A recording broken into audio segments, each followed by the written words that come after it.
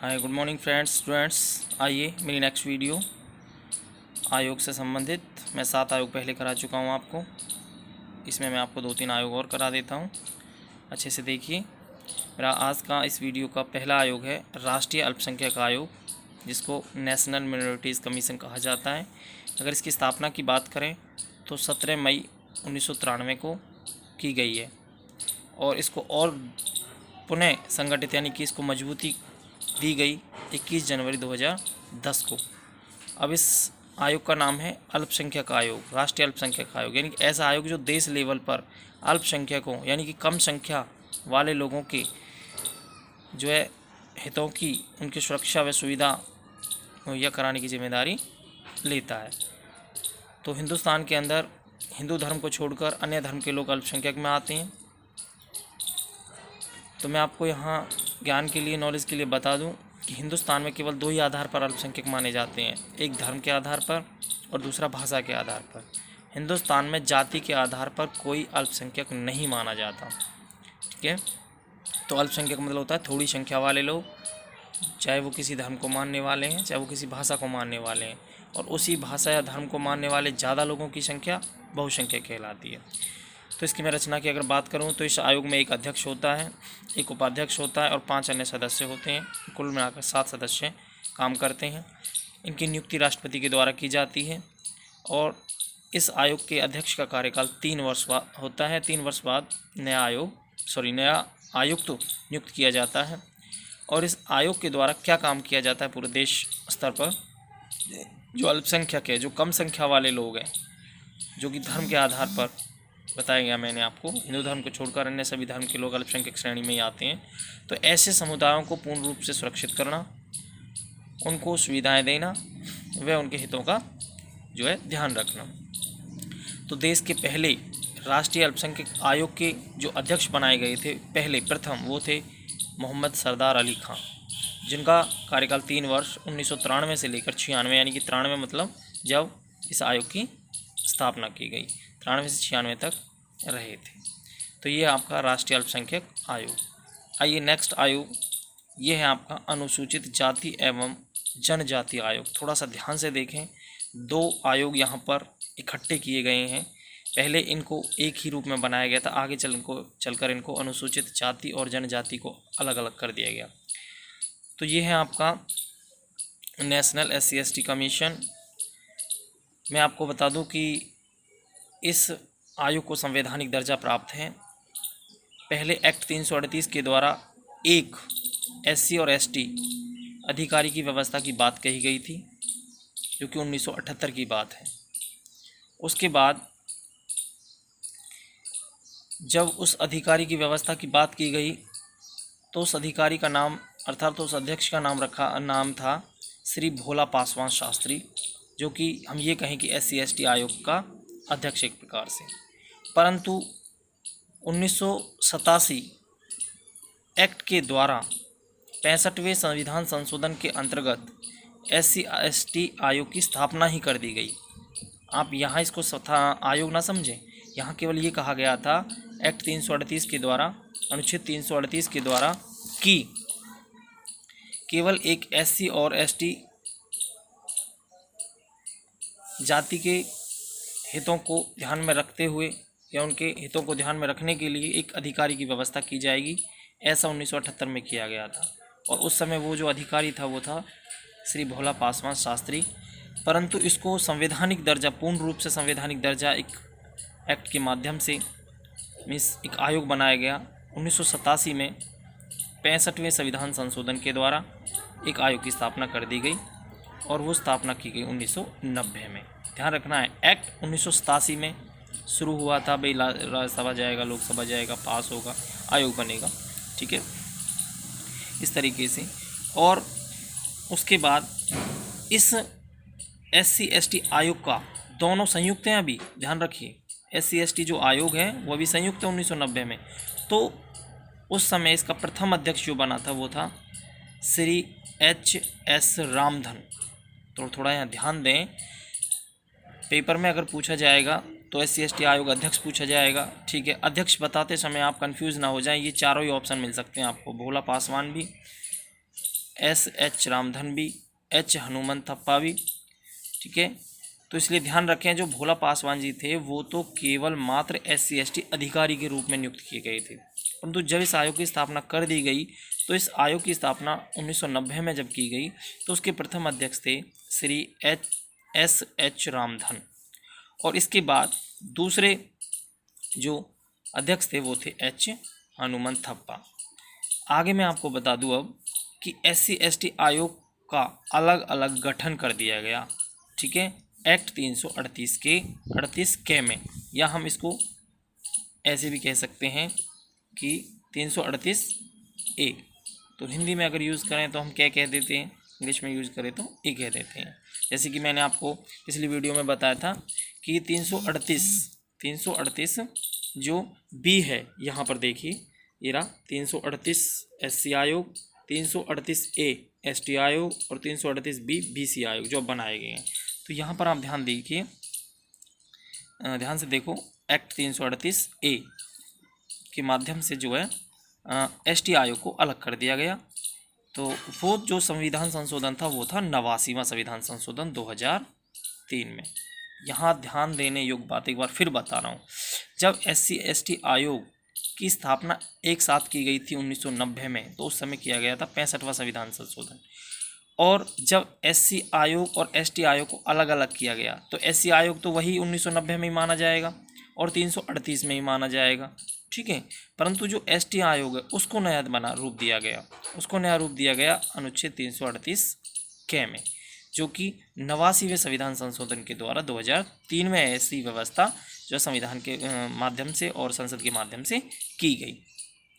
तो अलग से जब यह व्यवस्था कर दी गई तो उस कमीशन की स्थापना मीन्स ST कमीशन की स्थापना 2004 में की गई, क्योंकि बिल जो है, संशोधन जो है, प्रस्ताव जो है वो 2003 में पारित हुआ और 2004 में जो है ST आयोग बना दिया गया। अब ST आयोग बनाते समय ध्यान रखना है, SC और ST आयोग बिल्कुल अलग अलग हुए हैं। तो जैसे ही अलग हुए 2004 में, SC अलग और ST अलग, तो उस समय SC आयोग का अध्यक्ष बनाया गया फर्स्ट, कब, 2004 में जब ये अलग हुए, सूरज भान, और सेकंड थे सरदार बूटा सिंह। ये और पहले 2-3 नाम ये एग्ज़ाम के अंदर 4 ऑप्शनों में आ जाते हैं और स्टूडेंट्स कंफ्यूज हो जाता है कि कौन सा अध्यक्ष पूछा जा रहा है। अगर SC/ST आयोग का संयुक्त जो आयोग है उस समय उसका अध्यक्ष पूछा जाए तो श्री HS रामधन। अगर SC/ST आयोग का प्रथम अध्यक्ष पूछा जाए, ST आयोग का प्रथम अध्यक्ष पूछा जाए तो कंवर सिंह, और SC आयोग का 2004 के बाद प्रथम पूछा जाए तो सूरज भान, ठीक है। तो ध्यान रखें, एक बार दोबारा से बता रहा हूँ, ST आयोग की स्थापना 2004 में हुई है SC आयोग से अलग होकर। तो उस समय SC आयोग के तो अध्यक्ष बना दिए गए सूरज भान और ST आयोग के अध्यक्ष बना दिए गए कंवर सिंह। सरदार बूटा सिंह भी बने थे, जो कि पेपर में कभी कभी नाम आ जाता है, तो वो ध्यान रखिए। SC आयोग के सेकंड अध्यक्ष थे, वो भी SC आयोग ST आयोग जब अलग अलग कर दिए गए थे। अब बात करें इनकी नियुक्ति की, तो राष्ट्रपति के द्वारा की जाती है, कार्यकाल 3 वर्ष का होता है। अगर रचना की बात करें तो एक अध्यक्ष और एक उपाध्यक्ष और 5 अन्य सदस्य होते हैं, कुल मिलाकर 7 सदस्य कार्य करते हैं। अब कार्य SC/ST जातियों के हितों की सुरक्षा करना है। जैसा कि आपको पता है, राज्य और राष्ट्रीय स्तर पर आयोग बने हुए हैं और अनुसूचित जाति और अनुसूचित जनजातियों के साथ किसी भी प्रकार की कोई दबंगाई या उनको डराने धमकाने या उनको शोषित करने की खबर आती है तो वे अपनी अपील FIR के माध्यम से और चुनाव आयोग के माध्यम से कर सकते हैं, SC/ST आयोग के माध्यम से कर सकते हैं और अपने हितों को बचा सकते हैं। और SC/ST आयोग का काम भी यही है कि वे इन जातियों के हितों को सुरक्षित करें। तो इसके साथ ये 2 वीडियो आपने देखी, आई होप आपको अच्छा लगा होगा। तो ये नॉलेज जो है बहुत ही गहरी नॉलेज है, थोड़ा ध्यान से देखें। उसके बाद मैं आपको कराने जा रहा हूँ योजना आयोग, बहुत इम्पोर्टेंट योजना आयोग, जो कि अब नीति आयोग का रूप ले चुका है, नीति आयोग बन चुका है। नरेंद्र मोदी जी की सरकार में इसको नीति आयोग बना दिया गया। तो योजना आयोग की मैं थोड़ा सा पहले बात करूंगा। योजना आयोग जो है उसकी स्थापना 15 मार्च 1950 को की गई थी। और अगर रचना की मैं बात करूं तो नीति आयोग में भी और योजना आयोग में भी वही सदस्य की संख्या है कि जैसे कि एक अध्यक्ष जो कि देश का प्रधानमंत्री ही होता है, एक उपाध्यक्ष जो कि प्रधानमंत्री के द्वारा नियुक्त किया जाता है, 3 सदस्य और एक सचिव। तो कुल मिलाकर 6 सदस्य इसमें काम करते हैं। और मैं आपको नॉलेज के लिए बता दूं, और ये क्वेश्चन बार बार आता है पेपर में, कि योजना आयोग एक कैसी संस्था है।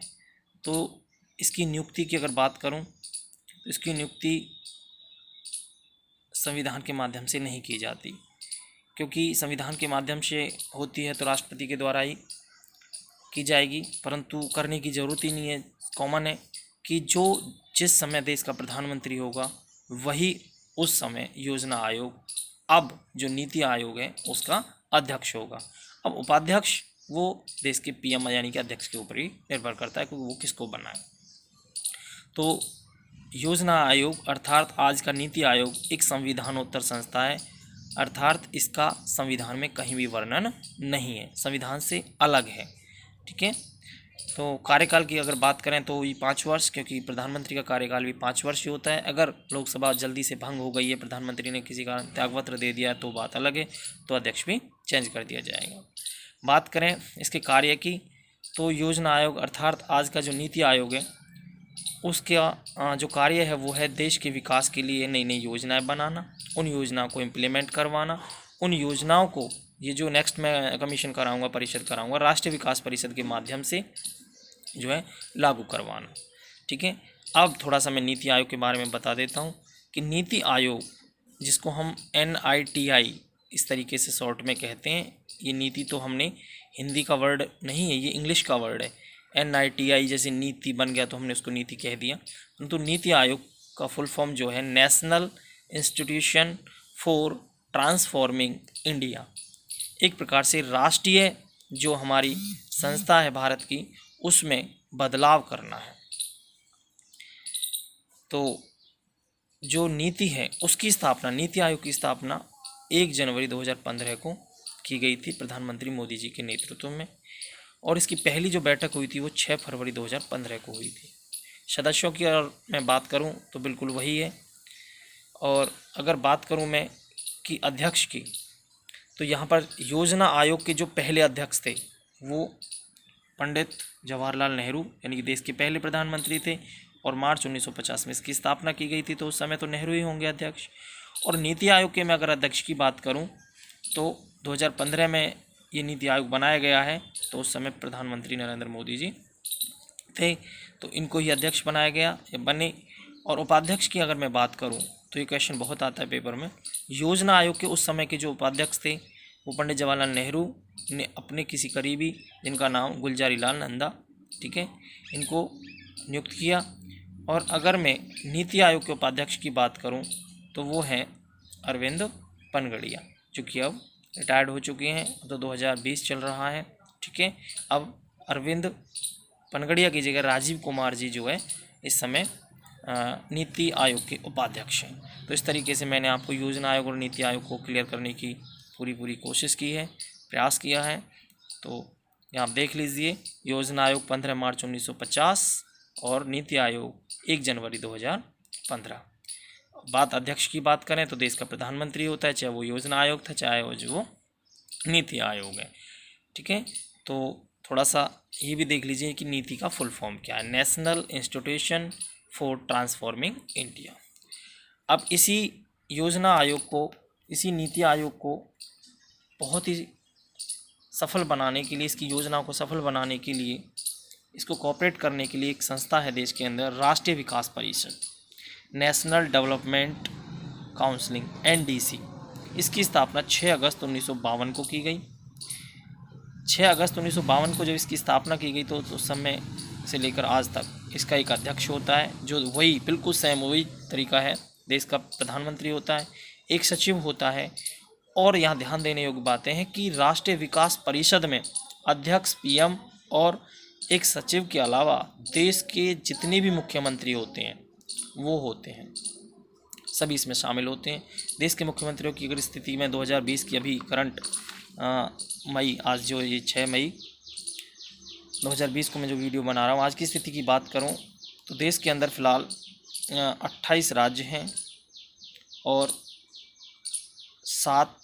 9 केंद्र शासित प्रदेश थे, परंतु 9 में से भी अब मैं आपको यहाँ याद दिलाना चाहूँगा कि जो दादरा नगर हवेली और दमन दीव, ये जो 2 केंद्र शासित प्रदेश थे, इन 2 को अब क्या कर दिया, एक ही कर दिया। तो 9 में से जो है एक दादरा नगर हवेली इस तरीके से कट करके उन दोनों को एक ही माना जाएगा, तो ये 8 रह गए। तो इस समय 28 राज्य और 8 केंद्र शासित प्रदेश हैं। परंतु यहाँ ध्यान देने योग्य बात है कि इन केंद्र शासित प्रदेशों में से मुख्यमंत्री यानी कि विधानसभा कहाँ कार्यरत है, केवल 2 में ही, वो भी दिल्ली और पांडिचेरी। तो 2 ये और 28 ये, ठीक है। 30 फिलहाल मुख्यमंत्री यहाँ देश में काम कर रहे हैं। और बात करें जम्मू कश्मीर और लद्दाख की, तो वहाँ पर अभी ऐसी स्थिति स्पष्ट नहीं है। पदेन सदस्य की मैं अगर बात करूँ कि भाई इसमें पदेन सदस्य कौन होते हैं, नीति आयोग के सभी सदस्य, नीति आयोग के जितने भी सदस्य का क्या मतलब है, यहाँ का पीएम, ठीक है, और वो एक ही बात है, पीएम तो वही हो गया। तो वहाँ का उपाध्यक्ष, नीति आयोग का उपाध्यक्ष और 3 अन्य सदस्य, 4 और 1 सचिव, 5 सदस्य यहाँ भी पदेन सदस्य के रूप में कार्य करते हैं। नियुक्ति की बात करें तो पीएम के नेतृत्व में ही होती है, क्योंकि खुद प्रधानमंत्री इसके अध्यक्ष है। बाकी सचिव और जो है अन्य सदस्यों की नियुक्ति जो है प्रधानमंत्री के द्वारा ही की जाती है। कार्यकाल वही बिल्कुल सेम 5 वर्ष, क्योंकि प्रधानमंत्री अध्यक्ष है इसका। और अगर कार्य की बात करें तो विकास स्रोतों का पता लगाना कि देश के अंदर जो विकास किया जा सकेगा, जो प्लानिंग की जा रही है, उसके लिए कहाँ से स्रोत लाए जाएं, कहाँ से उनको जो है सर्च किया जाए, कैसे सर्च किया जाए और कैसे देश को आगे बढ़ाया जाए। और देश में संतुलित विकास के लिए, संतुलित विकास का मतलब हो जाता है कि अपने भारत के, हिंदुस्तान के हर क्षेत्र का विकास लगभग बराबर हो और ख़ासकर जो पिछड़े क्षेत्र हैं उनको आगे बढ़ाने की कोशिश की जाए। क्योंकि जो राज्य पहले से ही विकसित हैं वो तो अपना काम कर ही रहे हैं, परंतु पिछड़े राज्यों को और कैसे आगे लाया जाए, तो ये संतुलित विकास। तो इस तरीके से मैंने आपको इस वीडियो के माध्यम से आज 4 कमीशन जो है कराने की कोशिश की है। एक है राष्ट्रीय अल्पसंख्यक आयोग, एक है अनुसूचित जाति जनजाति आयोग, जो कि आगे चलकर 2004 में अलग अलग हो गए। एक प्रकार से इनको 2 आयोग में कह दूँ तो कोई अतिशयोक्ति नहीं होगी, ठीक है। और इसके साथ ही नीति अर्थात आज का मतलब योजना अर्थात आज का नीति आयोग और राष्ट्रीय विकास परिषद। तो आई होप वीडियो आपको अच्छा लगा होगा। आप शेयर कीजिए, लाइक कीजिए और सब्सक्राइब कीजिए, बेल आइकन दबाइए और अपने दोस्तों को भी बताइए। Thank you, have a nice day.